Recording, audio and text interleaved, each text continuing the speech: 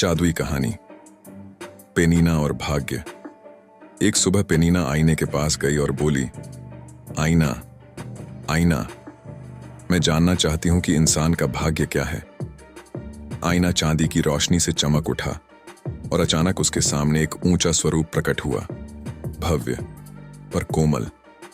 वह मानो एक चमकता हुआ नक्शा था जिसमें हजारों रास्ते और पगडंडियां बह रही थीं। नमस्ते पेनीना, उस स्वरूप ने कहा, मैं हूं इंसान का भाग्य। पेनीना ने आश्चर्य से फुसफुसाकर पूछा, क्या तुम स्वयं भाग्य हो?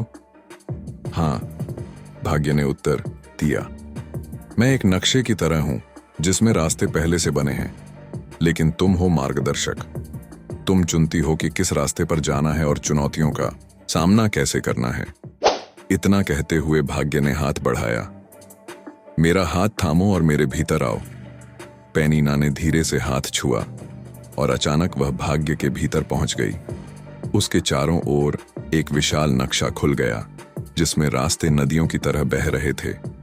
कुछ चौड़े और उजले थे और कुछ संकरे और अंधेरे। भाग्य ने कहा, हर इंसान अपने परिवार में जन्म लेता है। उसे शरीर, स्वभाव, अवसर और परीक्षाएं मिलती हैं। यह मेरा उपहार है। मैं शुरुआत और दिशा देता हूं, लेकिन हर कदम तुम्हारी पसंद है। पेनीना ने देखा कि नक्शे पर बहुत से लोग चल रहे थे। कुछ लोग आंखें खोलकर चमकती आत्मा के साथ चलते थे। वे बाधाएं पार करते और ऊंचाइयों तक पहुंचते। कोई धन पाता, कोई स्वास्थ्य, कोई अपना लक्ष्य। पर कुछ लोग अंधे पिल्लों की तरह चलते थे, आंखें बंद किए हुए।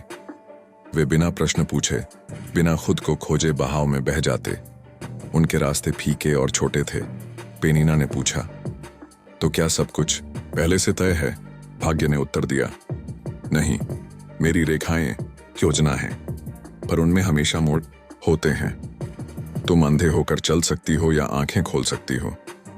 तुम बस जैसा है वैसे जी सकती हो या बदलने की ताकत खोज सकती हो। इंसान के पास हमेशा चुनाव होता है, ऊंचा जाने का, गहरा जाने का, आगे बढ़ने का।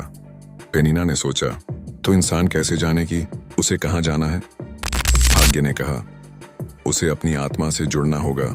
आत्मा हमेशा सही दिशा बताती है।